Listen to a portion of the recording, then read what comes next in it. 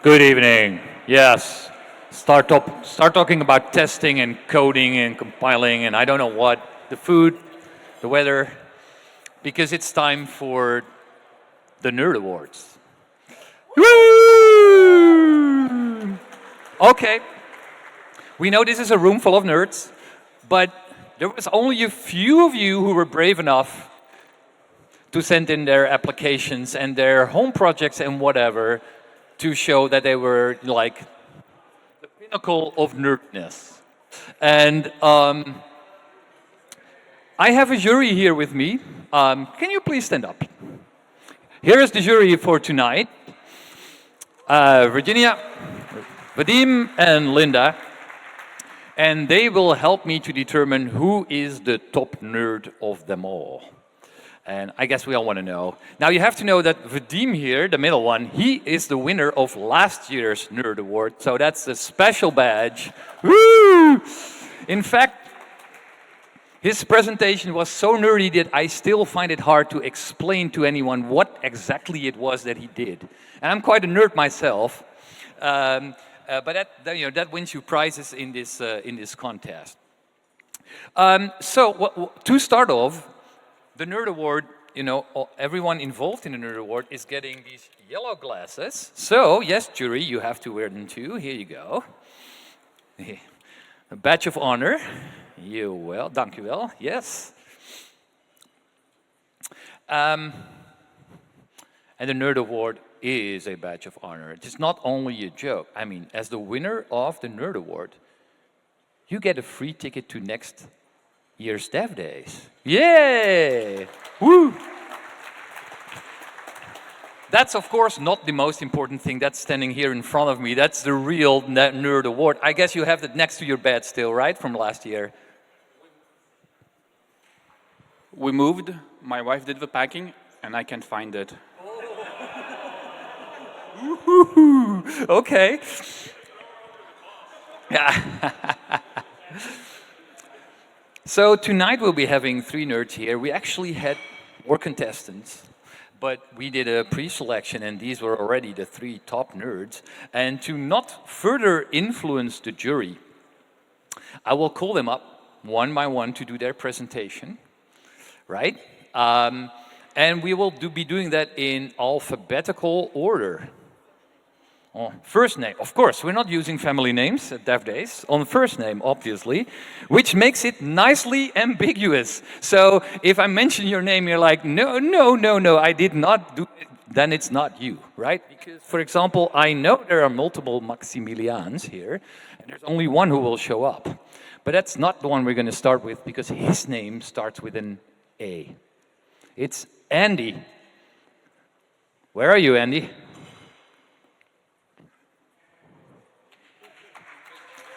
Oh, yeah.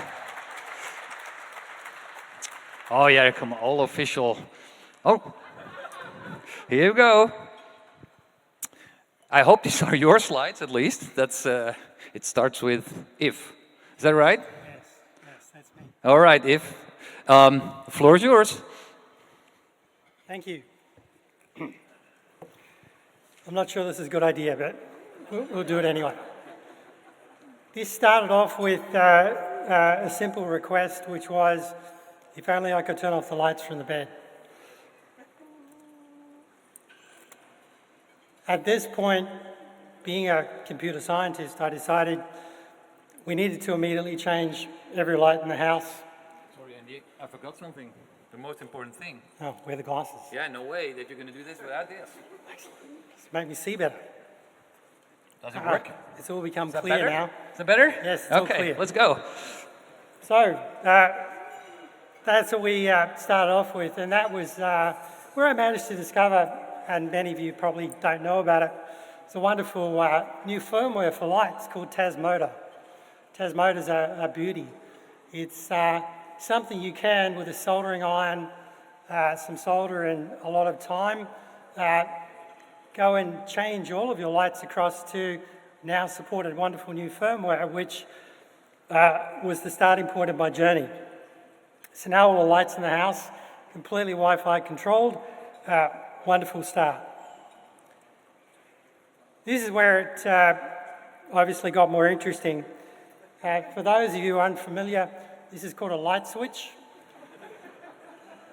It's a very poor design. There's really only two modes of operation, on or off. Clearly that is not sufficient. So we soon told the family, no more using light switches. This is not the optimal way of controlling lights in the house anymore.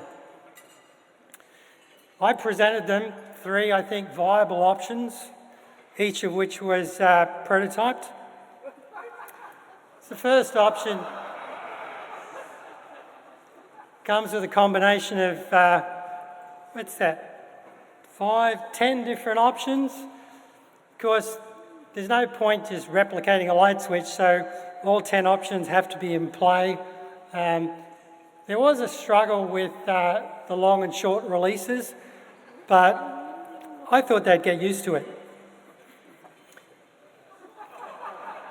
This was my next attempt. You'll be glad to know these are both Swedish and IKEA technology.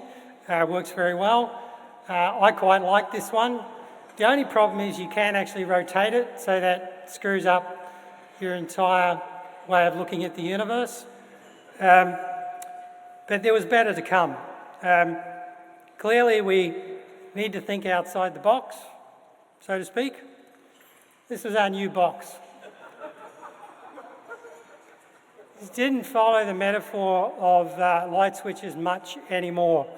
Of course, there'll be those amongst you who are interested in the user feedback. It was good. I did take it into account, but we strode forward and we really did like that cube.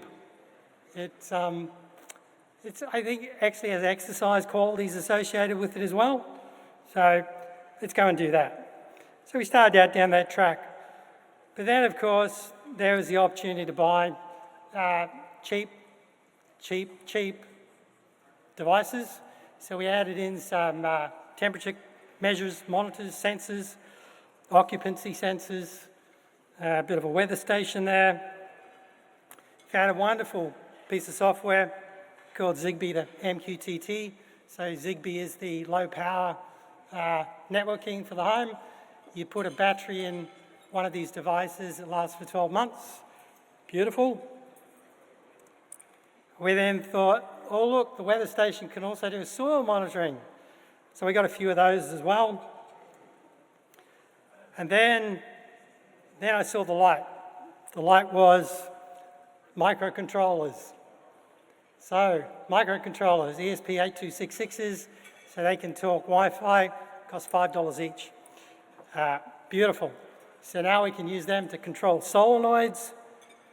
Well, they can control the gate as well.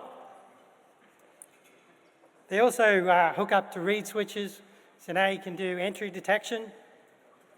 And those of you who are following the bouncing ball will have figured out that those controllers can now add into this whole mix and begin to create all sorts of orchestrations.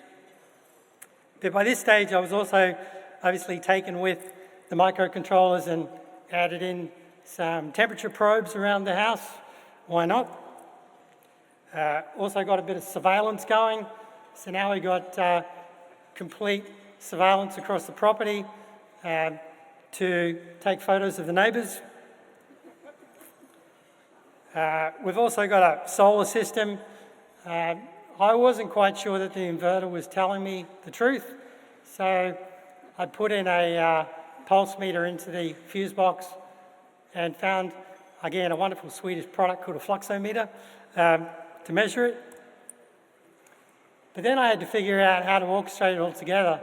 Someone pointed me at Node-RED. What a visual tool that turned out to be. And now, through no code, you can orchestrate all of the pieces working together. And that gave me the ability to do some fun things at the front door. So I take photos of everyone who goes through the gate.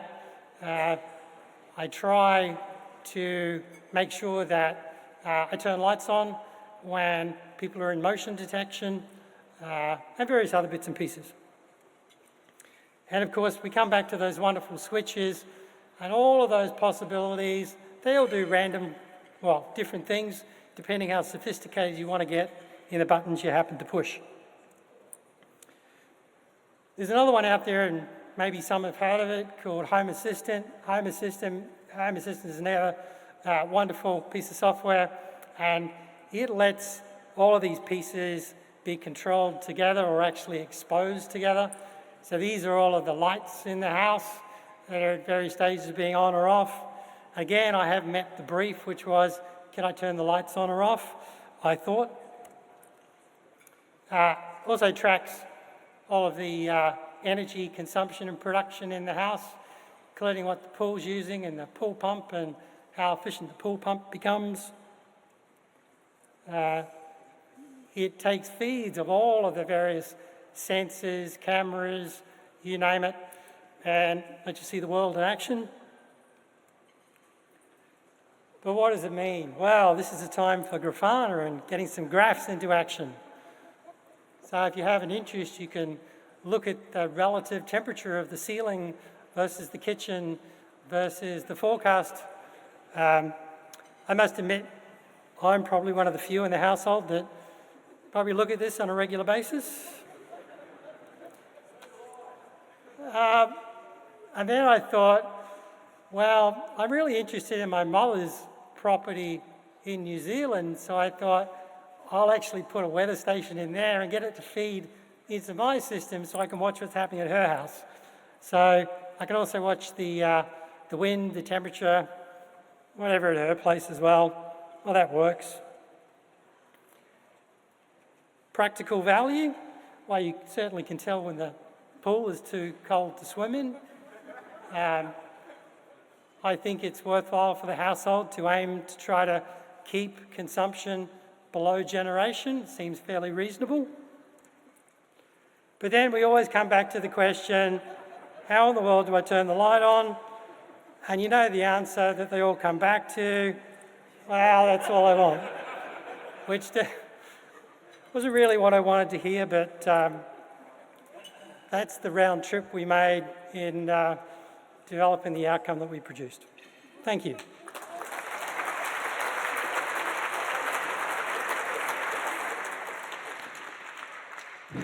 Thank you, Andy.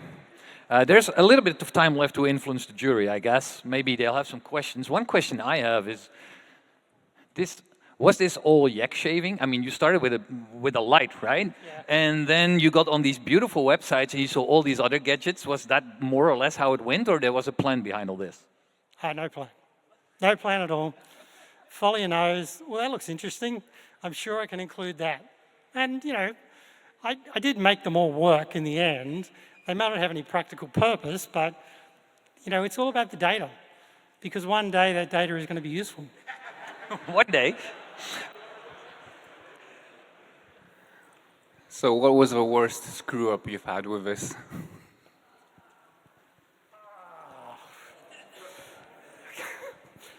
It's a long story. I went through a lot of microcontrollers. I think, they're a lot more difficult, and certainly some of the lights, they were not amenable to re-firmwaring. They didn't really want to be changed. And so the number of temporary kind of attachments you had to make to various electrical endpoints to try to convince them that they should really take up the new firmware, that took a long time to get right.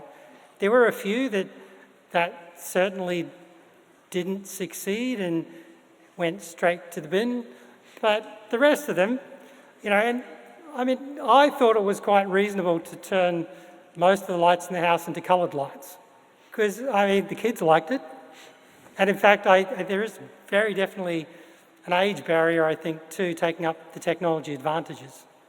And certainly the kids were a lot more, you know, I think, capable of recognising the value that I was delivering. So would you generally say your family is accepting all this stuff, or how is the acceptance factor? And most importantly, your wife. I mean, Well, the last slide was sponsored by her, I must admit. The switch? Yeah. Which the problem is, as soon as she uses the switches, it just takes it off the network. So I'm going, why would you do that? It's terrible. Exactly. That was my response to it. And you didn't bring in a psychologist to help with changing the firmware, wanting to change? I have a dog. Oh, they tried.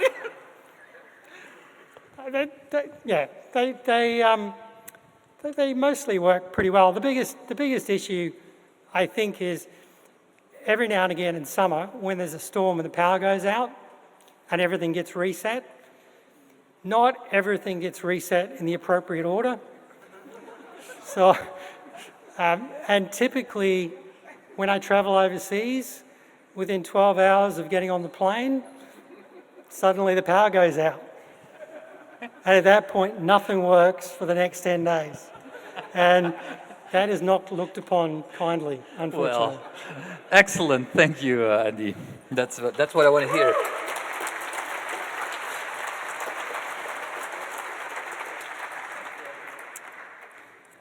So the next one by alphabet, I guess, is Maximilian.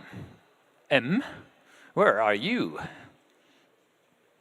Also neatly from behind the screen. Yes, okay, please, gentlemen, welcome Maximilian. Hello everyone, my name is Maximilian Nussbaumer. I'm from Austria, originally living in Munich, Germany. And I've always been a kind of person who likes to go his own path, right?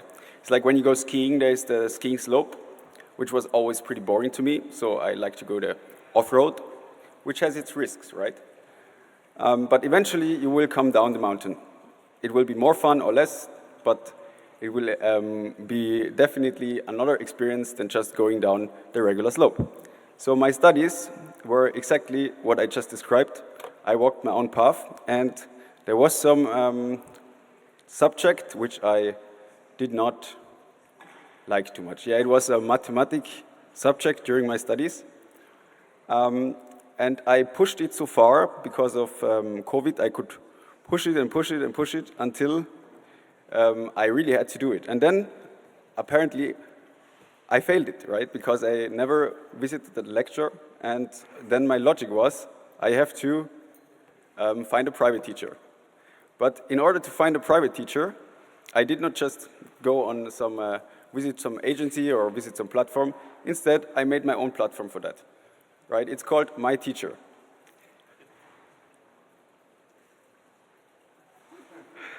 Yes.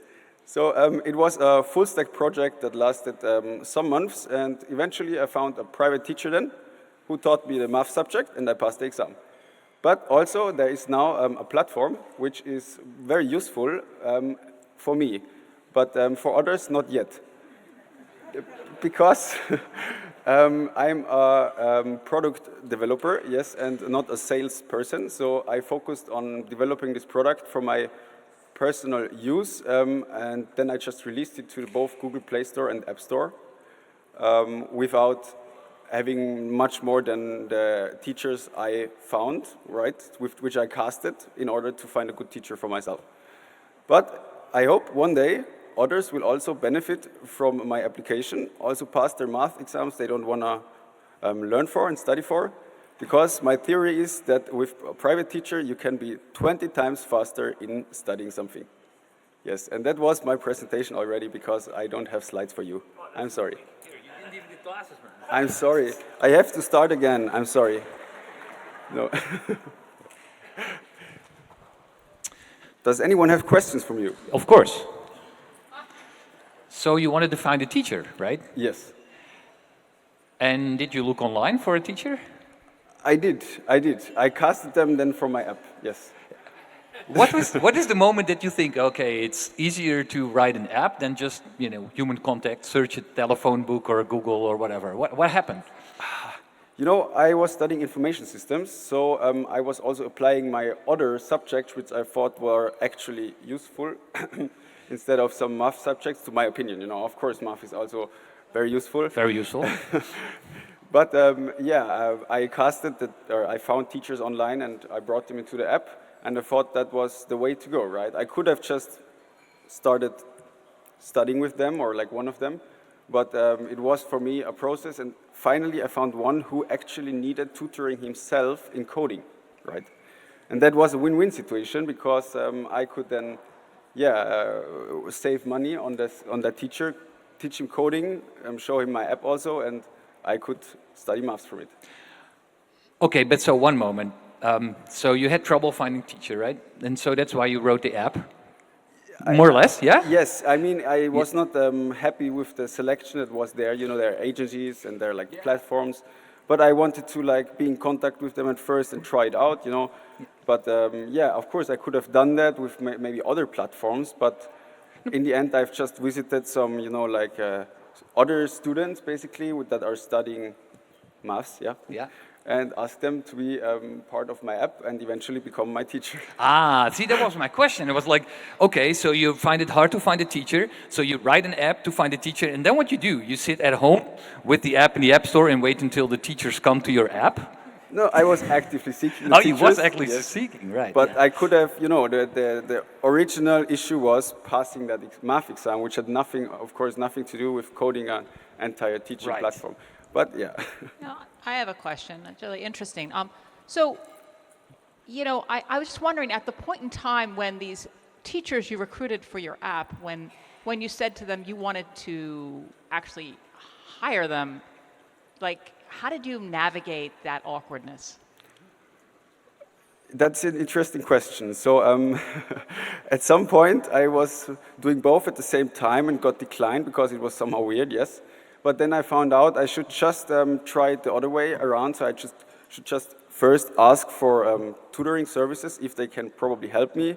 And then when we get along, I mentioned that I made an app and they give me feedback on that, yes. And through that conversation, I finally then found my teacher after like 20 teachers I've talked with, you know, and you can still find them in the app, yes. But apparently, there is no other student yet that took use of these specific teachers because also I did no marketing on that, yes. I have one more question. So is this an app that we would use to find the best teacher for the one course you had? At the moment it would be, but by theory you could have any teacher in that app because there's several categories you can offer your services, your teaching services in, yes. So you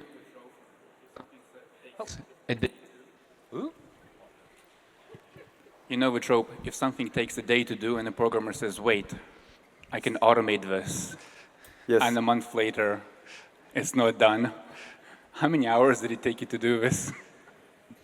I mean, I can only tell you the amount of commits on GitHub, and the backend, which is a Java Spring application, has around 1,200 commits. And the front end probably around 600, yes. So measured, like I always say, one commit is around 1 hour if you like, yeah, in total, so yeah. And of course you use Fire resources, And right? I had 15 hours of math then. That's good. And of course you used Fire resources, right? Maybe a few basic. And Sorry? Of course you used Fire resources and a Well, few I basic thought about it, but resources. I could not find the exact use case, which medical data I'm retrieving from that application. So I had to go with my own API, yes. I think many people may have had a headache with your process. That's true, that's true, that's true. But maybe in a future update, I'm currently at version 1.0.7, right? So I had to do some slight bug fixes and also fix, you know, there's different phones and usually it doesn't work on all of them. But eventually in the future, we will use, or I'm actually talking of we, even though it's just me. Good. You're getting there. Yeah, eventually at some point I will also retrieve more data from the users, use some AI-enhanced features, yes. I'm going to save you from further questions from this jury, Maximilian. Thank you very much. I say thank you. All right. Can I keep this? Can I keep this? You can definitely keep this. So the last contestant already is P from Preston, and I think he is online, and that's my phone. Yeah. What's my phone? Ah, here he is. Welcome, good evening. Hello. Do you hear us? Hello. Hello. Yeah, that works. Yep, I hear you through the mic. Did you get a sense of what happened to the previous two candidates? I do. It's tough competition. Are you impressed? Yeah, okay. Well, I am. I just don't have the glasses. let's get started. Right. Well, thank you first of all to the judges for even considering me for this very prestigious award that I take with the utmost of seriousness. I have a particularly fine-honed skill at putting completely unreasonable amounts of effort into projects with very little, if any, marginal gain. I have a lot just kind of like sitting around my house, and I feel like I'm constantly raising the bar as I get older and wiser. The picture on the right is me in a series of research projects, starting with the question, can you turn a Buick into a truck by chopping the top off and kind of redoing the back? Turns out the answer is no. And then that was followed in the research series by, can you fit the Buick into a 3 cubic yard residential dumpster? And that was a resounding success. And just proving that when you believe in yourself, there is nothing that you can't do incorrectly. And I try to live that on a daily basis. I took up welding and metalworking a number of years ago. This is me just making a bridge to go across an irrigation ditch in the backyard, and some rock cage gabions, just decorative things. And I also have come up with this hobby of putting together and like marrying different types of vehicles with like golf carts and gas engines and then electronics and things that just aren't really typically put together, and then that's invariably followed by figuring out why no one ever does that. So I haven't quite figured out how to put the mega tree, the computer controlled Christmas tree, on a golf cart, but I feel like that is a potentially untapped market that no one's really doing. So I'll have to do that for next year. But on a serious note, I do have a very kind of serious problem that plagues me on a daily basis, as I'm sure you think about pretty much daily as well. And that the problem is doors. I don't know what the deal is with doors everywhere that have to swing side to side. I don't know who made the decision that we have to constantly bump the car next to us in a crowded parking lot, or why you need so much clearance for a front door and have all this dead space that, so you're not hitting things behind it. But I feel this might be one of Earth's biggest problems. And I had this problem of I wanted to make a shed, or I wanted to have a shed with some doors, for our garden tools and whatnot. But I have a sidewalk in front of it, and I really hate the idea of opening doors and having the sidewalk obstructed and having to like fiddle with the door open and closed again. And so this is the part where a reasonable person might go to the home store or Amazon and spend a couple $100 US on a plastic shed and just call it a day. But that's obviously completely insufficient. And so what I decided to do instead was to take design cues from the 1983 DMC-12 DeLorean, made famous by the Back to the Future movies.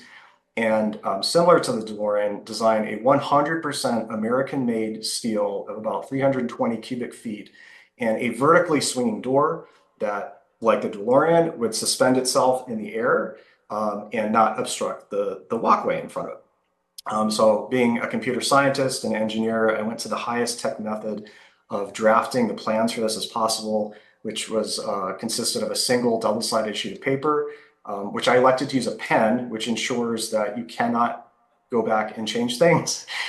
So I just kind of assumed that I did it right the first time, and then immediately moved forward by going to a local steel supplier, getting all of the bits and pieces that I need to assemble this solid steel cage out of 16 gauge tube stock. Figured out how to make the sides, and again, this wasn't even the project. The whole idea was like to have a vertically swinging door in a shed.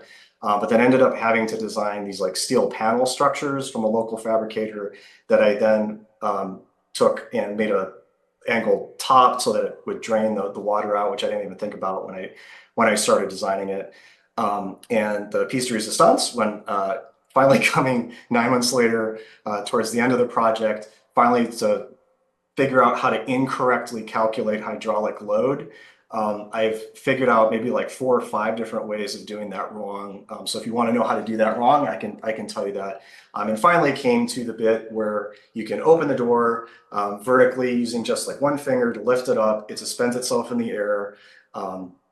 And does not obstruct the driveway, does not obstruct the walkway in front of it, which is the entire point of the project.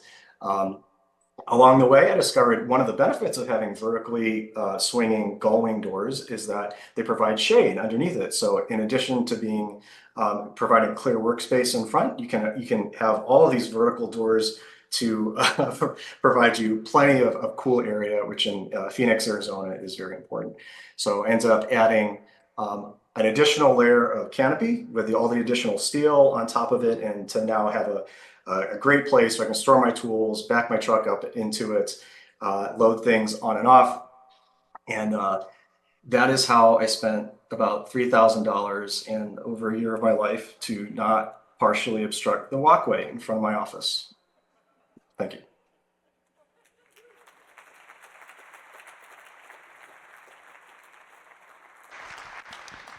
So, Preston, I might have missed this. Maybe you did say it, but why? Oh, well, wait, I'm sorry, I don't understand the question. I mean, I also understand why you went. I mean, did you not see Back to the Future? Because I feel like it's self-evident. Okay, fair enough. Does the jury have any question? Oh, yeah. Has anybody ever bonked their head on it? I think most people are too scared to open the door, mostly because the weight of the entire structure is over 1,200 pounds, and I need an industrial tractor to move it. So, so it's kind of a terrifying beast. I was definitely the first person to open the door and have my welds on the inside broke the first time, because the door by itself weighs over 200 pounds. And so it did unfortunately fall on my head, but it wasn't any of the sharp bits. So I mostly recovered with only a minor traumatic brain injury. So you mentioned that you live in Phoenix. What are the Yes. heat considerations of the effect on that steel door as it heats up a bit? It's very much, don't worry about that. Don't worry about that. I mean, if you've never seen a street sign melt before in the summer, that they're like made of plastic, they actually do that here. The inside of your car can get to over 145 degrees Fahrenheit during the summer. So I would advise not really touching it during the summer, especially when it's 115 degrees outside. But that's really a minor design flaw in comparison to the fact that you have this like Back to the Future vertical door, in my opinion. Hey, Preston, very, very impressive. And I mean, I don't mean to get a little personal here, but, you know, as you were making these things, 'cause you had a really nice story there where you showed those beautiful, like, vehicles with rakes welded to them and this story. Yeah. I want to know a bit about how does this work with your family relations? Again, I'm going to plead the fifth on that. I don't know if there's a politically correct answer. I have some dedicated space. I have kind of like a ranch farm style house. And so I have an area that I lovingly refer to as the East Crap Pile, where a lot of these projects just kind of live. And then if it's too unsightly, then those projects get moved to what I call the West Crap Pile, where I move the projects, which is more of a long-term storage area. So it's kind of a sensitive topic. I probably shouldn't talk about this. Okay, Preston, thanks a lot for this. I guess you're staying around for the end results, no? Yes. Well, Yes, in of any course. case, I'd like to give a big hand to our top 3 nerds. Woo!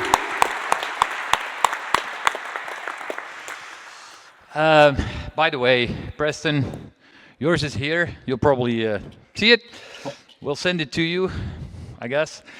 So the next phase, of course, is that the jury is going to decide on who's going to win, right?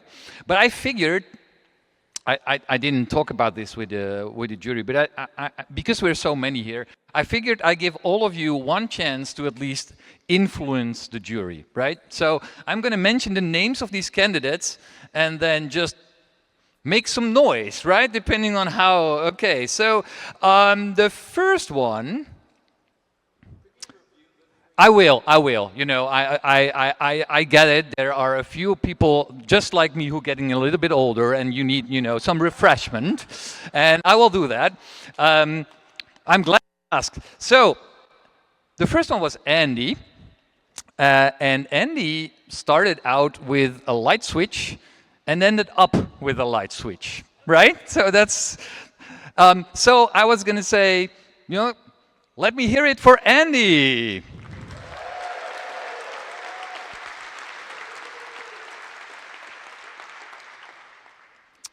Second was Maximilian, who thought that the easiest way to reach his teachers was by spending 1,200 hours and writing an app.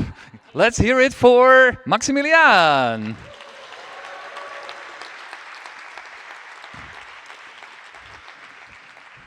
And the last one, and really, if you've by now forgotten what he's been talking about, you've been drinking too much already, was, of course, Preston and his door.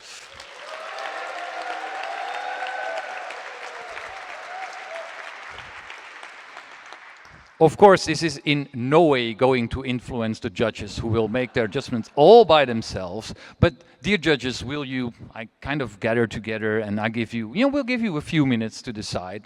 And I'll keep the crowd busy, okay? All right, thanks. I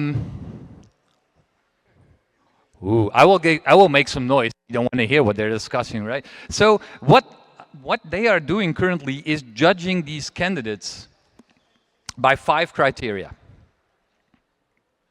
And if you had prepared, if you looked at the website for the Nerd Awards, you would know the 5 criteria. But I'll say them because then we can judge whether the judges did their work actually well or not. First criterion, and I'll just read this aloud.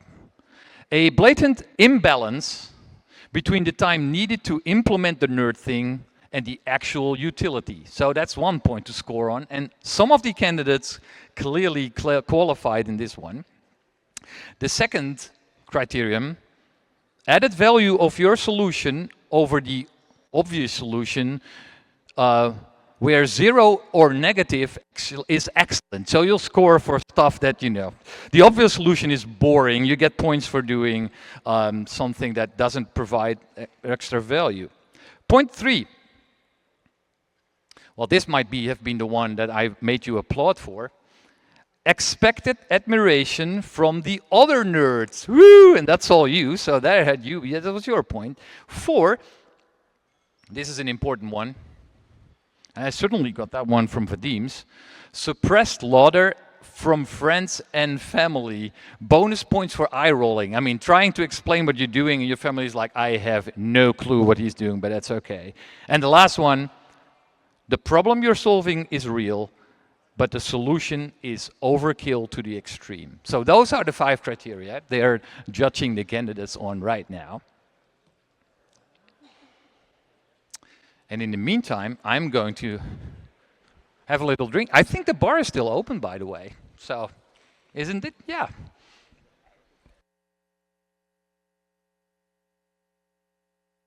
No time for drinks. There's always time. The jury has already decided. Was it a hard decision? Oh, yeah. And I guess it means Virginia is joining me to share the results of the jury.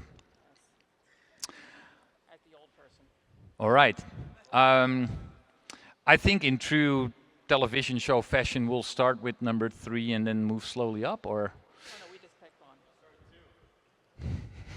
one. Oh, that's why we were so quick. Probably could. Shall we? I do.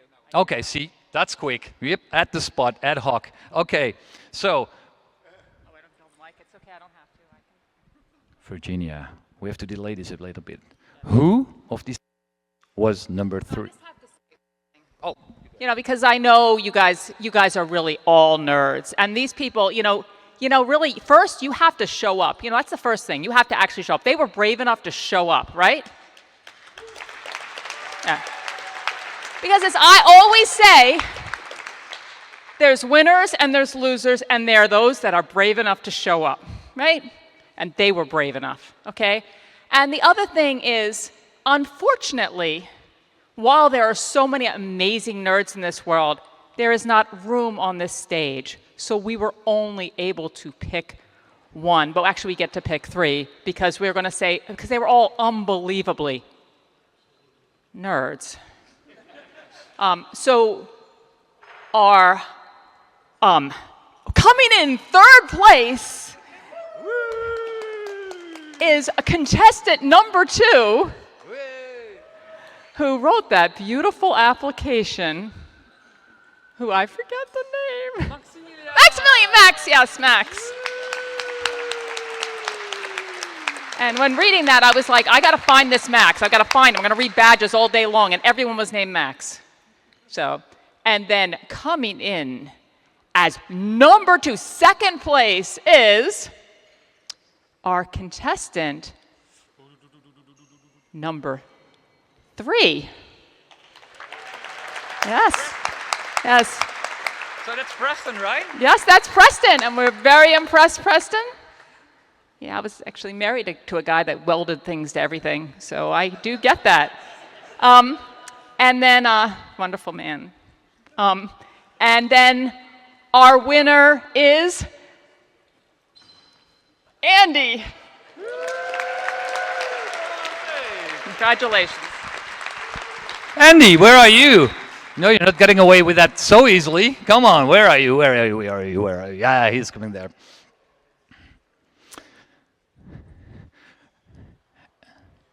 Here he is, gentlemen, ladies and gentlemen, Andy. Woo!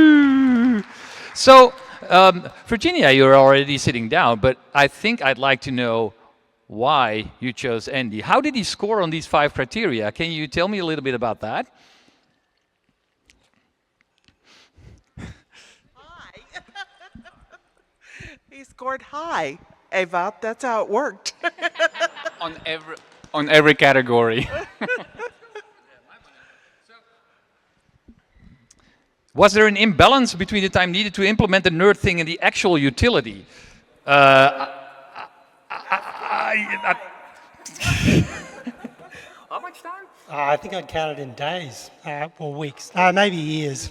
Years, maybe decades. No, years. I think it's more accurate to say years. Yes, yeah, and it had some utility, but not in the areas that you actually started out with, like this light switch, because in the end you still have the light switch, right? Well, that's true. It had, unexpected consequences and value, I think. It's a future investment, That's right. much like an electronic health record. So Andy, I didn't admit one thing. I have Home Assistant too. Yeah, you beat me on many areas, but there's one thing I have that you don't. Maybe. Yep. Oh, maybe. You didn't even show everything? No. So, for all of us who's starting out with this Home Assistant thing, and you talked a little bit about that, acceptance from the family and the wife is an important thing, right? The last thing you want, I think it is. I think that's right. the last thing you want Critical. is like, I don't know how to use your IT stuff. I don't understand it, right? You want, or didn't you want your family to be able to use it? Well, they can, because it actually is aided by Google. So you can actually just speak and say, turn off the light, or do this. And it mostly, sometimes, potentially does some of those things. So I did most of the automation of the lights, and I was scared of one thing. There's one thing you can do that makes your wife or partner immediately say, I don't want this crap anymore. And that was when I was automating the lights. And the last thing you'd want is for you with your Node-RED stuff or your home automation thing to to fuck up, and actually the lights go on in the middle of the night and wakes up your wife, right? Because you're moving in the kitchen and then the lights go in the sleeping room. And that was one of the downsides to losing the power, because the result of turning things back on is daylight. Everything comes on, Right. and the default state is on, not off. And I haven't discovered anything to fix that. We're all used to working with database or REST interfaces, but working with real life events is actually much harder, right? I've discovered it too. So I think the one thing you still need, which I made, was a bed sensor. So you can detect that your wife is in the bed and then shut the whole thing down. That's what you still need. I'll tell you how to do that. I'm not sure that's something for discussing in public, but yes, okay. Well, there's lots of other uses you can do with this. I can look whether she's actually in bed right now, or whether my place is occupied as well. You know, there's tons of useful things you can do with that. I was going to consider running a live demo and look at the cameras, but my VPN connection didn't work. Added value of your solution over the obvious solution, well, that was just the light switch. Your wife was the sensible one here, right? She did the light switch for you. And the problem you're solving is real, and the solution is overkill to an extreme. I think you I scored... don't know about that. No? You don't know about that? Anyway, congratulations. You Thank get you. a free ticket to DevDays next year. Woo. Well, that's only the first thing. Woohoo! Of course, the organizer, being Dutch, will not pay for your travel and your hotel. Thank you. But you'll have a black glass instead of the yellow one. And the badge of honor. Here he goes, the #1 nerd of this year, Annie! Woo! Very heavy. Thank you. I'd like to thank my family.